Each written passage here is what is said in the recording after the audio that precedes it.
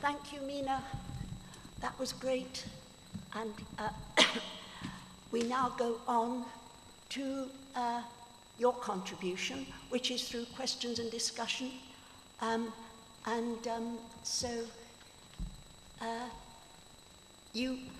There's a hand up. Right, good. Mr.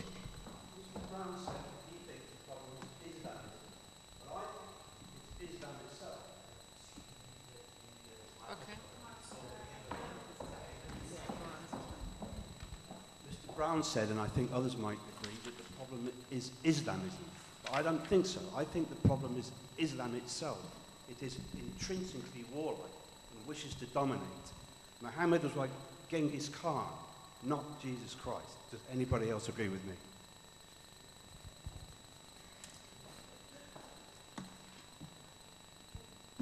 Anybody?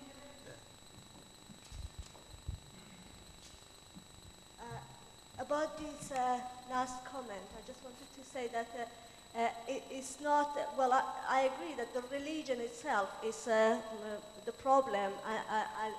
I have turned back from Islam, and I don't think by replacing Islam with Christianity our problem would be solved. It's all religions, if we are to say, all religions are based on inequality, based on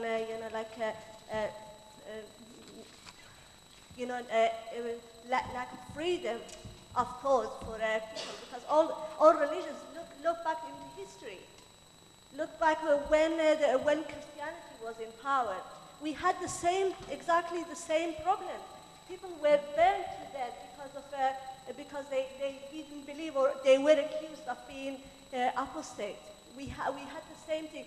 And going back to my point that I first wanted to say, for turning away, for getting rid of Christianity as it was at that time, we had a big movement. We had like French Revolution that helped the enlightenment of society in Europe and in the world.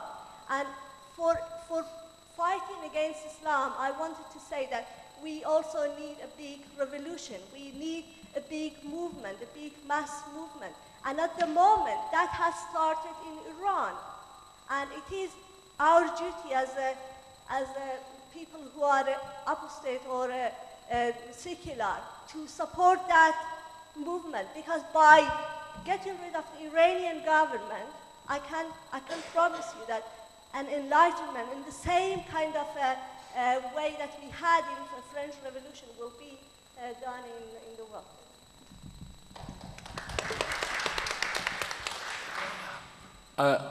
I wanted just to address the same question. I think we're really on the same side, but I think there are some other points that we need to consider.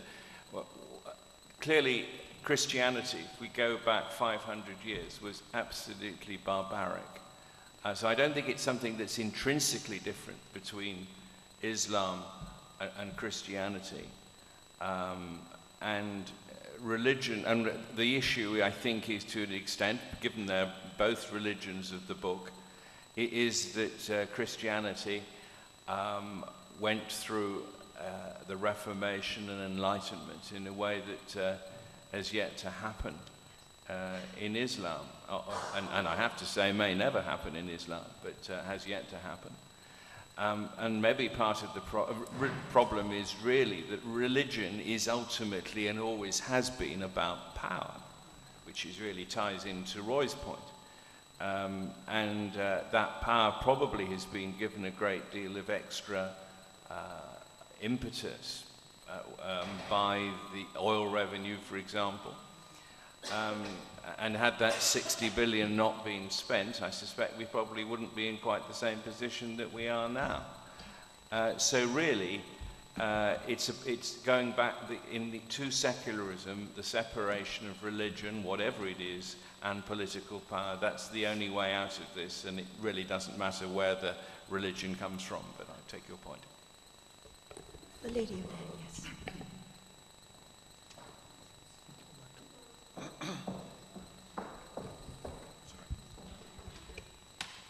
My first comment is about the UN. Sorry? I'm Marieme. I'm Algerian living in France now. So my first comment is about the UN. The organization of the Islamic Conference will not be as powerful as it is if it were not for the support of the non-aligned countries. And we have to address this problem, which mirrors what we face in Europe with the left and human rights organizations working against us and in support of Muslim fundamentalists. That second comment is about the concepts we are using. I have heard at this table the term Muslims as if we were Muslims, turning a geographic origin or an ethnic group into a religion. And I beg you not to use the word Muslims for us. I'm now in France. 74% of French citizens of Muslim descent, of Muslim origin, declare themselves without any religion. And still, we are called Muslims. So at least amongst us, we should make the effort of not using this terminology. And the other problem I have is with Sharia law. If we look at Muslim countries, we see that laws, which are all pretended, all said to derive from Islam, are very, very different from one country to the other. Sharia law is a terminology which has been invented, coined by Muslim fundamentalists. And by using these terminologies, we unwittingly comfort their discourse on Islam. There is no such thing anywhere in the world as a living Sharia law. There are Muslim laws which are made by men, basically, and they are all very different.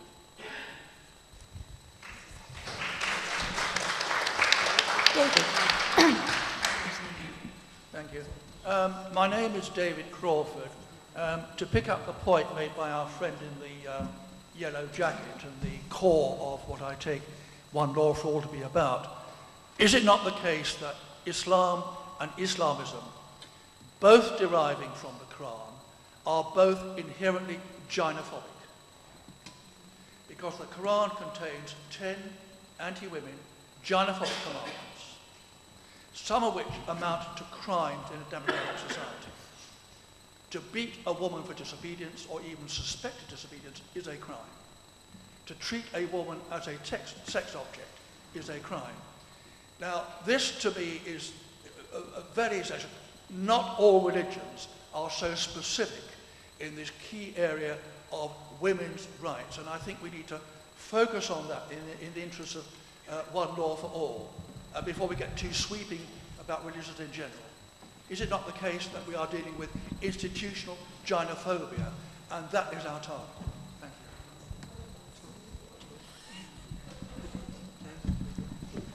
you.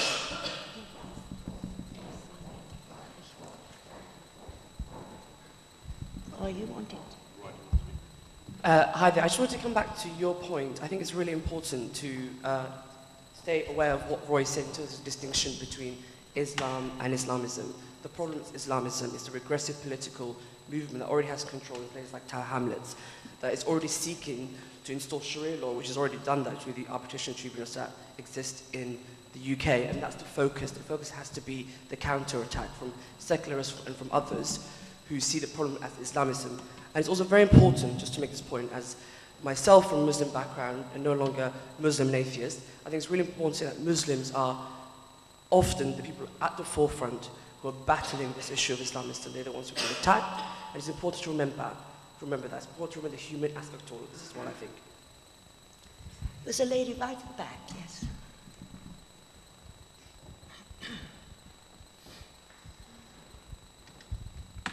I think it's very important that whatever we are personally, and I personally am a fairly militant atheist, that we separate atheism from secularism.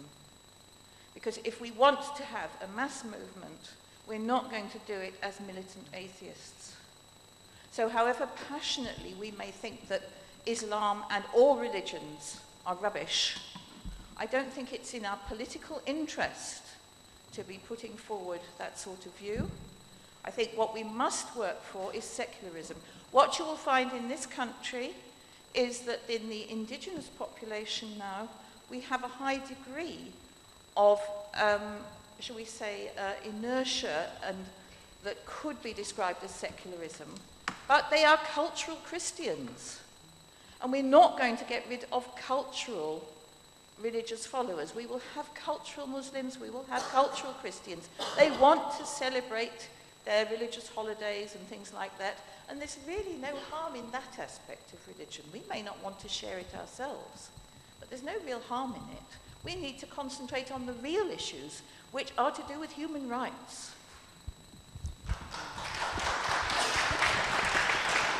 There is a comment from upstairs that is going to be read out by somebody else. Just Sorry. Could Roy just have a couple of minutes? He has asked me for that, and then we can... May I just respond briefly to three of the speakers here? First of all, of course, the Muslim community is, as I said earlier, Islam is not monolithic, and the Muslim community is not homogeneous and not entirely behind hardline Islam. There is already quite a strong and growing Islamic reform movement which accepts democracy, accepts secularism, accepts that Sharia law is man-made and is based on a very barbaric interpretation of Islam. And these people need to be encouraged. In fact, we've even invited a lady imam from Canada to speak with our group at the UN in Geneva on human rights issues. And this woman is absolutely, entirely, solidly behind the concepts of secularism. Certainly, freedom of religion and belief is absolute, but freedom of expression, as someone said earlier, is the dominant freedom. Without freedom of expression, we can have nothing.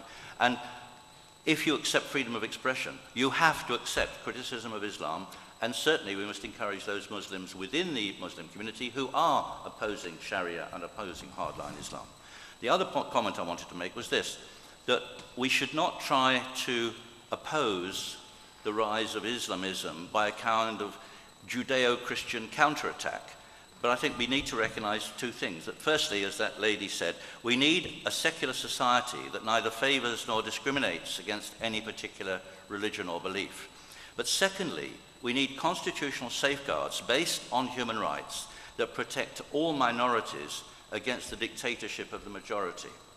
And we need that clearly in our Western liberal democracies as much as we need them in the Islamic world. Thank you. There's a lady over there. Okay, Muriel, just the comment from upstairs. Sorry, they can't be heard. Upstairs. They can't be seen, yes. This is from somebody who'd prefer not to be identified here. I'm just relaying it. As much as I agree that this is a political issue, being an ex-Salafi Wahhabi, I must say that my motivations for theocracy were entirely religious. This is true for all other advocates of theocracy and must be considered when tackling political Islam. Thank you.